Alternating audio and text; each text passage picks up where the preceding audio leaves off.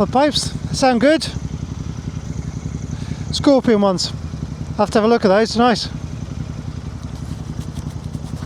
How long you had her? 2 years. Yes. Nice. Like the orange. Yeah? Same engine. Yeah. Same engine.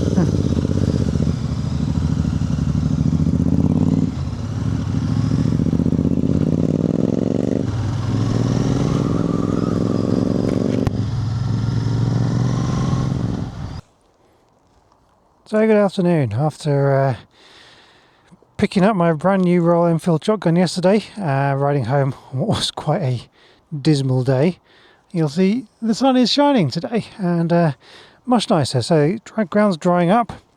I'll see if I can scrub a little bit of the slickness off these tyres, because as you can see they are still brand new.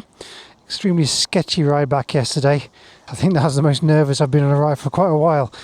Brand new tyres and extremely greasy roads did not make for a pleasant combination. But here we are, a very dirty looking shotgun. Thought before I give it a wash, I'll just take it out for a short run.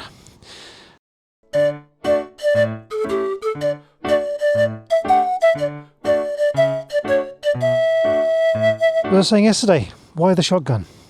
What made me go for this bike? Well, one, just look at it. Love the blacked out look of this bike. Really enjoyed all the style of the classic 650 and the nacelle, but ultimately, for me, this blacked out nature is just pips it. And you got these lovely engine casings down here, a nice kind of gloss back, but it's nice to kind of keep the lettering raised there. But even the details like the black, one of the few bits of plastic on there, actually that piece there, but yeah, all blacked out. Same on the engine, all blacked out. Looks really, really nice. And as I say, in particular, I like the green with the black mudguard there, and I think removing that lets you really see that. But everything about the bike I love. So number one, yeah, just the overall appearance of it. Even his wheels, I think they're lovely wheels. Number two, well, that's number two. Just listen to it. What a beautiful sound this engine makes. So yeah, let's go for a quick ride. Make the most of the sunshine whilst it's here. See you in a second.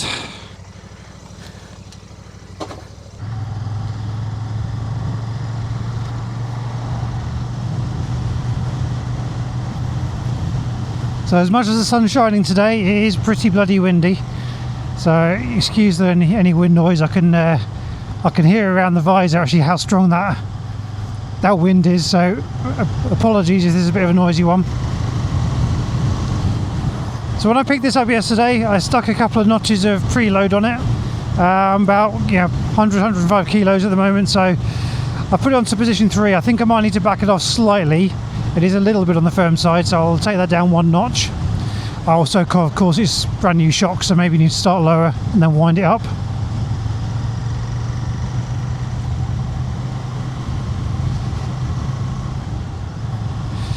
So yeah, reason number 3 then, after that sound, is the ride, and it is a great machine to ride. It lives up to the sound. I mean, this is one of those bikes, as with pretty much all of the Royal Enfields, where you just don't look at the spec sheets, ignore the spec sheets. You take one look and go, was it 56 brake horsepower or something like that? And you go, no thanks. For that money I can get something with 90 brake horsepower. Doesn't matter. It's the character of this engine, it's the torque, the way it builds. Obviously I can't show you now because it's running in full gear, but it has plenty of go in it. You never feel like this is wanting for more power. It's just a joyous machine to ride, and in particular, I'd say the shotgun, because it is just more nimble. Being a little bit careful because these tyres, as I say, are still bedding in and trying to get a little bit of lean just to start scrubbing that surface off, but I'm conscious they're quite slippy. That wind's chilly. I'm wishing I put a scarf on now. I was even more stupid is I got a brand new one yesterday, because when you get any Royal Enfield you get a little welcome pack with a mug, a keyring, a lapel pin and a neck buff. So yeah, I should have put that on today. There we go. I'll take a picture of that when I get in and show you. But yeah, quite a nice little kit you get. Nice little welcome pack. Obviously a letter explaining about the Royal Enfield Riders Club and the breakdown and everything else that comes with it. It is genuinely a good package. So yeah, just the lightest amount of pressure on those bars just gets it to tip in. And I think it is to do with that wheel size mainly and the rake on that suspension. I mean, there is an argument, I guess, that for what I said yesterday about the Bear's going to be a more stable bike. A little bit slippy around here. But Bear's possibly going to be a bit more stable bike because of that, because you've got this steeper rake and shorter trail on this. But I think that does give it that more nimble nature.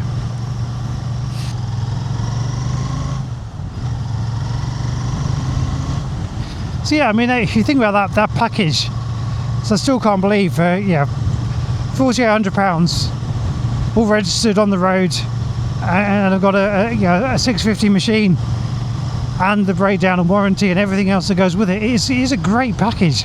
It's Royal Enfields, and even if you look at a step further as to what you're getting, turn-by-turn navigation courtesy of that tripper, it's just included, and it worked seamlessly yesterday. I paired it up to the app and it just worked immediately, no problems at all. And you think about that multi-strada I want, I'm going to have to pay an extra premium to have the turn-by-turn nav into the screen that's integrated with it. So yeah, what Royal Enfield offer as a package I think is phenomenal.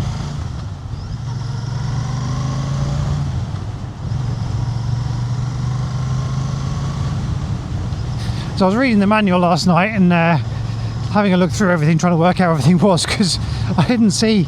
Funny enough, I had to talk it out, but I didn't notice. I was just looking for there must be a charge port on, because obviously on the Himalayan you got a little USB-C socket there. And this came out around the same time, if not, in fact, I think it was launched slightly after the Himalayan, but it doesn't have any USB-C socket there.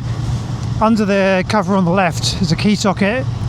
It took me a while to find the key as well, because the key's actually hidden on a side plane, not on the front plane.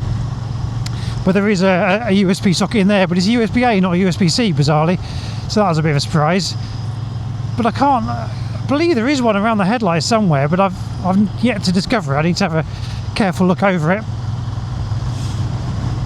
But my Himalayan came with a battery tender on it, courtesy of, evidently courtesy of Eddie's in Tagcaster, but there was nothing on this one, which surprised me a little bit, so I'm going to have to fit a battery tender, but that's another reason for looking at the manual, because I couldn't actually see where the battery was. So I think it's under the left-hand side. Excuse me for a second, because it's one hell of a hill start.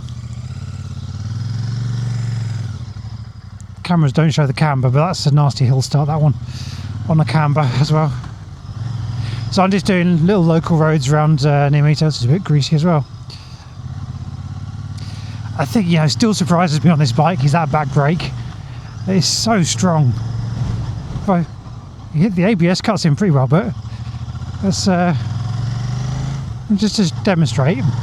30 miles an hour, right? 30 miles an hour, just back brake only. I mean, that compared to some of the, you feel the ABS clicking in and out, but my God, that's impressive, that rear brake.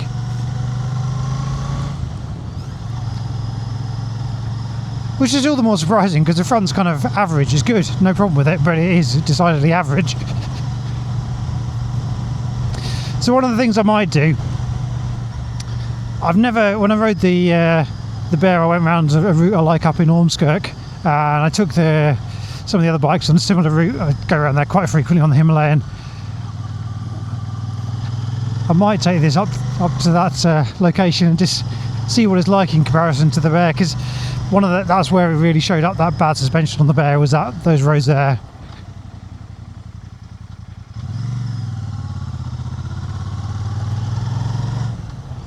Yeah, it really showed up the bad suspension on those roads there. I'd be interested to see how this feels, because it is firm. Ooh, I keep not quite getting into fifth there.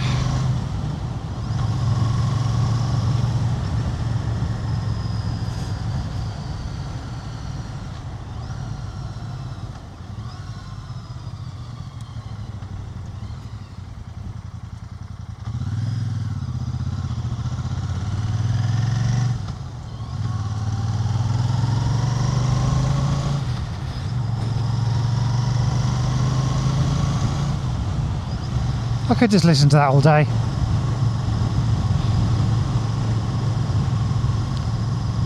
Now the trip on this, I didn't realise was quite so basic. I didn't really mess around with it too much, but you get trip A, trip B, and ODO, that's it. Apparently there's a trip F that comes on when your fuel's running low.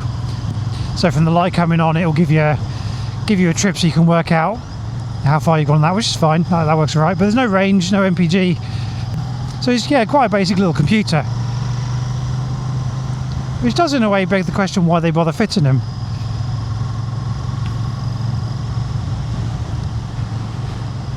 So one of the things I noticed on this, picking up, is these switch blocks. The one on the right tilted quite down, the one on the left more kind of upright, if you like. Anybody care to comment if you have a shotgun or another Enfield? Because on my Himalayan they're pretty level, and it's something I've noticed, and I don't think it's specific to any model. Some of them seem to be offset like this, but when I look at the levers, perhaps that one's slightly higher, but they seem overall level. I know, Ian, when I spoke to you recently, you mentioned you thought there was pins on the bars that hold them in locations. I'm guessing I can't release it and turn it, so it just seems a bit odd. Messes with my OCD a little bit.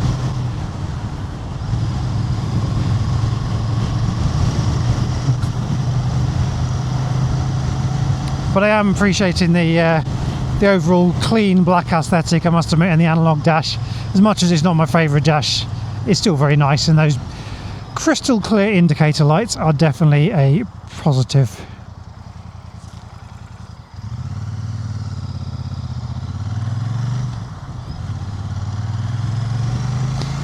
M62, see Manchester in the distance.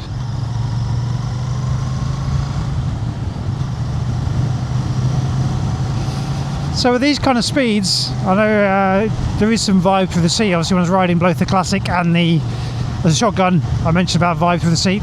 At these kind of speeds running in, there's nothing. I'm guessing, from memory, I think it's when you get into the 60s and above, there's a little bit of vibration, but definitely these speeds, not a thing. Beautifully smooth engine to ride. Nothing through the bars either.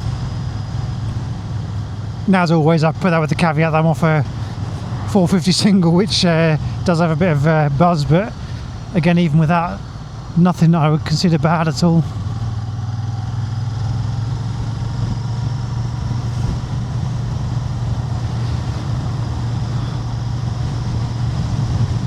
So having these two in the garage alongside each other, I didn't have a chance to mess around with the centre stand dolly, see whether this fits on it, but I definitely need to order another one. It was a little bit tight fitting two bikes and various mountain bikes and still being able to get in and out of the garage, so yeah, I definitely need to put some kind of dolly on this to be able to move it around. Although one of the things that impressed me, as I mentioned yesterday, our centre stand is dead easy to get it onto. It's yeah, moves very easily, so much so I was actually able to stay on the bike and yeah, push down with my foot and pull it backwards onto the centre stand, something I definitely can't do on the Himalayan. So as much as it's a 240 kilo lump, actually that centre stand is very nicely engineered, nice short travel, although it is very short. So I'm thinking if you wanted to take the wheel off, you might actually need something to kind of boost that a little bit, to kind of drag the stand onto a block or put some kind of jack underneath it. But I don't plan on doing that myself, so that doesn't bother me at all. Haven't the foggiest how to go about changing a tyre on one of these. I struggle enough with the tyres on the mountain bikes, getting them back on. I certainly don't want to start messing around with these ones. Now, something that's piqued my interest. Oops, I also apparently need to tighten the wing mirrors up. I hadn't noticed that yesterday.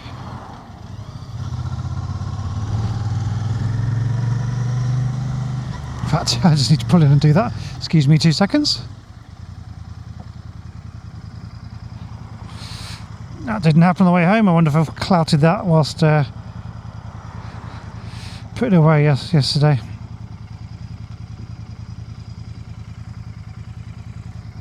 That'll do for now. They're coming off anyway because I have a nice set of bar ends to go on there.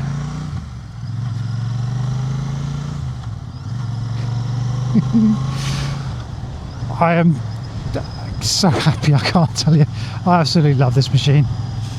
I just hope it proves to be as fun and as comfortable as I expect it to be, because I know I still plan to put most of the miles on the daily commute through Windsor through the Himalayan, and then say change that out for something more long haul practical, but I'm hoping to hold on to this one.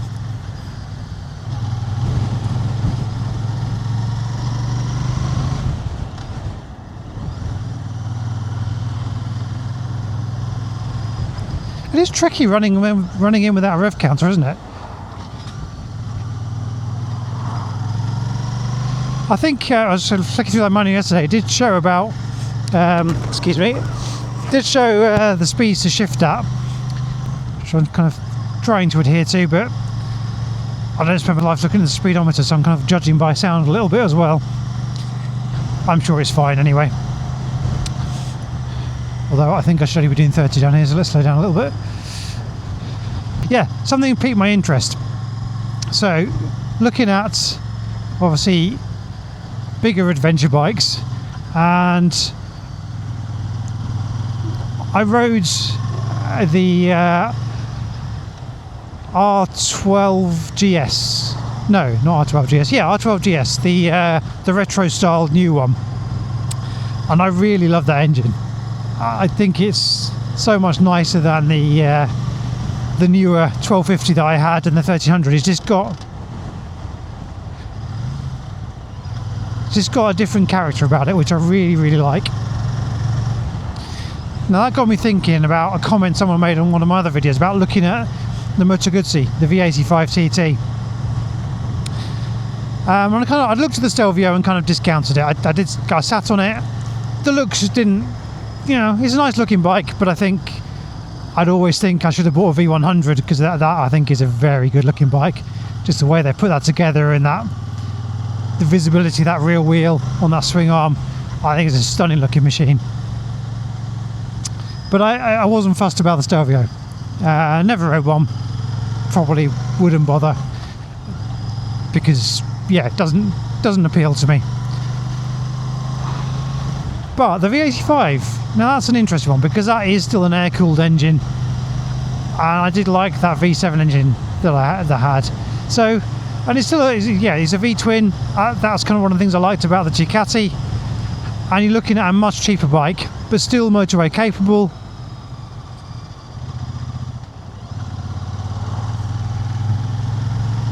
Yes, much cheaper bike, still motorway capable.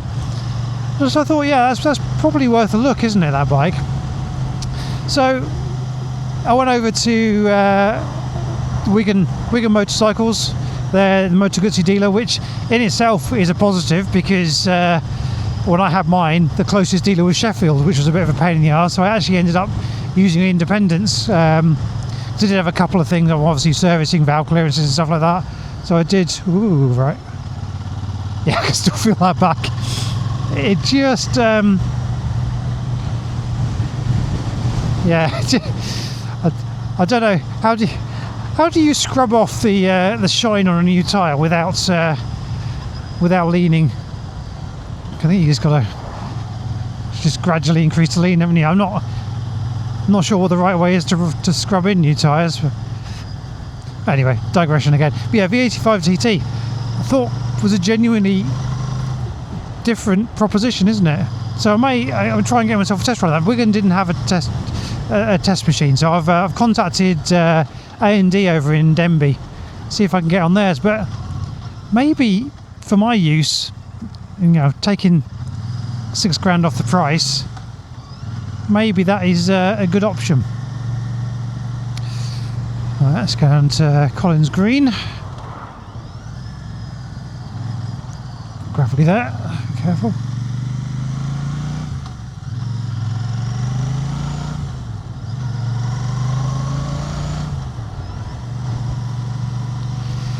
So yeah, definitely worth a look. Whilst I was there, two other things did happen. I had to sit on the V100, and that is actually it's a bit bigger than I expected it to be. I think that's a viable bike for me. Again, the sports tourer category again. I'd need to ride one, because I'm not sure long haul comfort would be there, but I think I might ride one of those as well. because then it kind of starts me thinking, do I actually really need an adventure bike? Because the Yamaha got me thinking that, and then the Kawasaki, so maybe it's worth a look at that as well, because it is a very pretty machine. And the V7, I miss my V7. They had a V7 Sport part there, and I think it was like a lightish bluish grey colour, but it's such a pretty tank on that thing. It's the shape of it is, there's nothing else quite like it, and I think that really does stand out. So yeah, I think I am just bike obsessed at this point. I think I need to stop going anywhere near bike dealerships, because I just come away even more confused and wanting to buy new things. So, yeah, just need to stop it.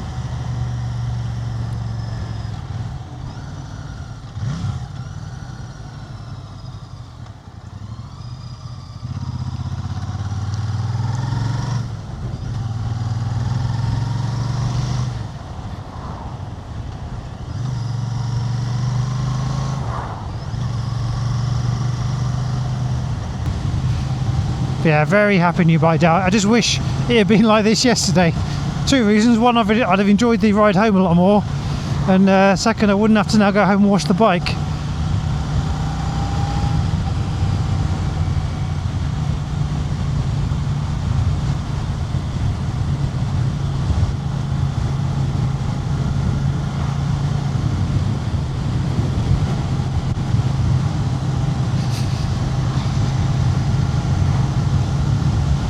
Yeah, very, very happy man indeed. As I've mentioned before, I don't think there is a bad pick out of the Royal Enfield range. On that demo day proved it to me. I could have walked into that showroom, taken any one of those bikes home, with the exception of a Continental GT, and been a very happy boy indeed. And even with the Continental, I'd have probably been happy for the first 10 minutes and then wondered what the hell I'd done. And I'd have still enjoyed looking at it.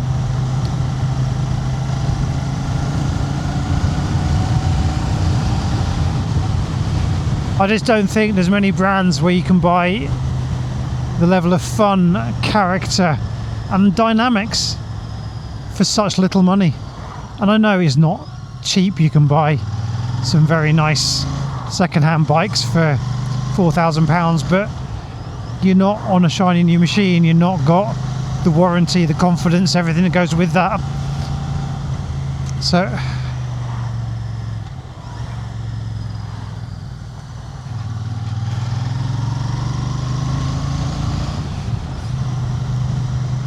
that woman tried to flatter me yesterday, and evidently I need to get something fluorescent on me, because he saw me come in and he still pulled out, and he didn't exactly accelerate particularly hard either. People are dicks, aren't they? The standard of driving in this country just gets worse and worse.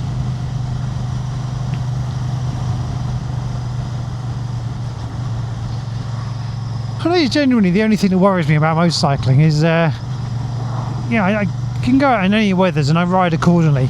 And if it was greasy like it was yesterday, I was taking it very slow. And some of those corners, in particular bad road surfaces, wet, greasy, new tyres, I dropped down to maybe 15-20 miles an hour on some rural bends, and I had things sat right up my arse, thinking, well, if I come off here, I'll survive no problem, because I'm going slow enough that I'm not even going to break a limb. I'll be very angry and upset that I've scratched my bike, but actually I'll survive it. Until that is the 2.5 ton Range Rover behind me runs me over. So it's staggering how stupid people are when they're in the car. They need to remind people that they're issuing them the weapons. 2.5 ton weapon, especially some of these EVs, because the pace they can move at is staggering. Yeah, there's an extra heft to them that means they don't slow down quite as well, and people don't seem to realise that.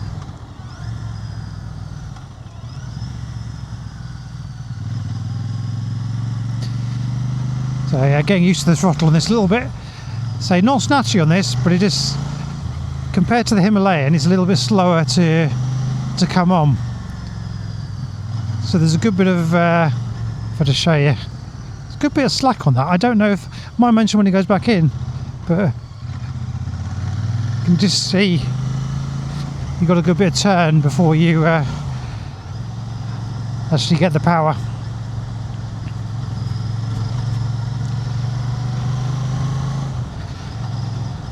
So this road takes you off towards the A580.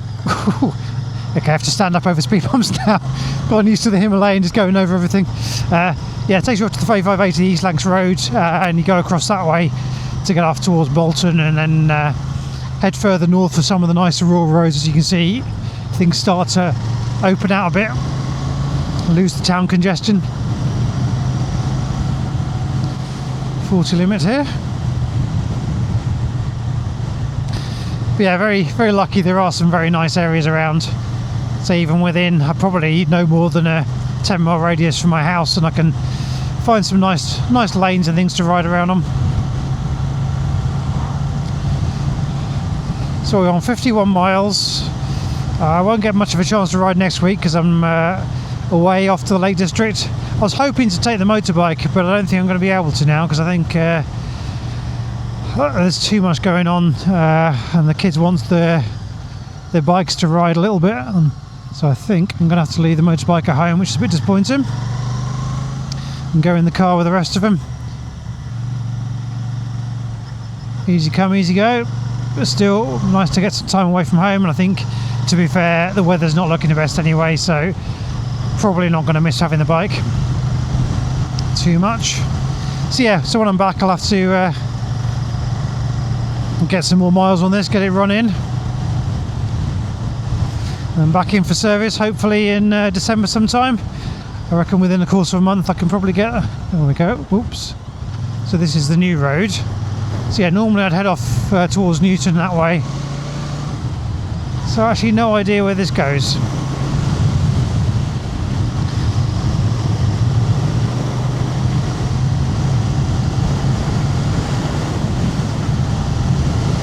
Nice shiny piece of tarmac, has to be ridden, doesn't it?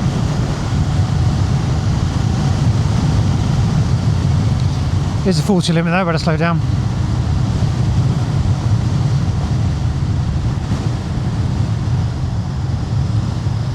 Now back into St Helens.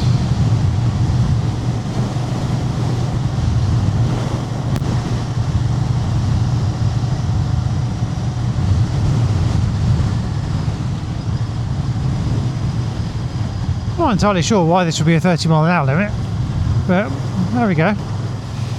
So I wonder where that's going to go then.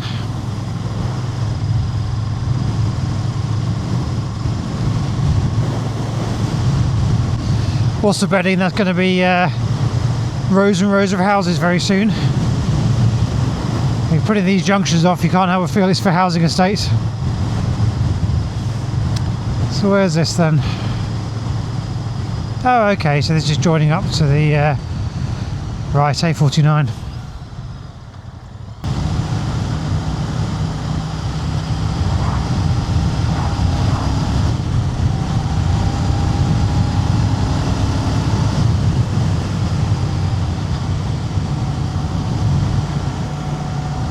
I actually read in the manual yesterday, it suggests not to take rides of longer than an hour when you're running in, which I hadn't heard before, so we shall heed that advice and keep the ride short.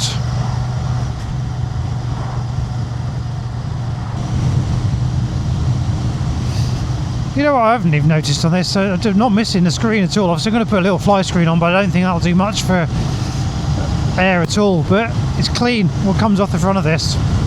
Doesn't feel bad at all.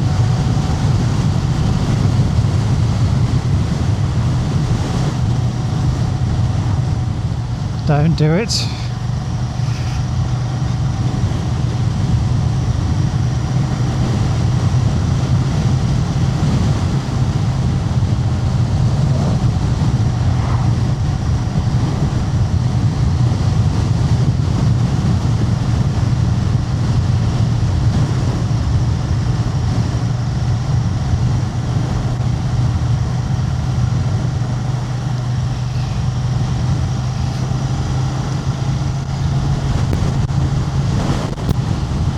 Now one difference on this to the Himalayan, you can take some, well not take some getting used to, just adjusting to, is the, as much as the steering is very very, very light on the front, just need a tiny push on the back. Shifting your weight around actually has less impact. So I'm not sure why or what the difference in the dynamics of the bike is, but I only have to shift my backside a little bit on the Himalayan and it makes a big difference on turn. Whereas this needs a much bigger input. So definitely more input through the bars.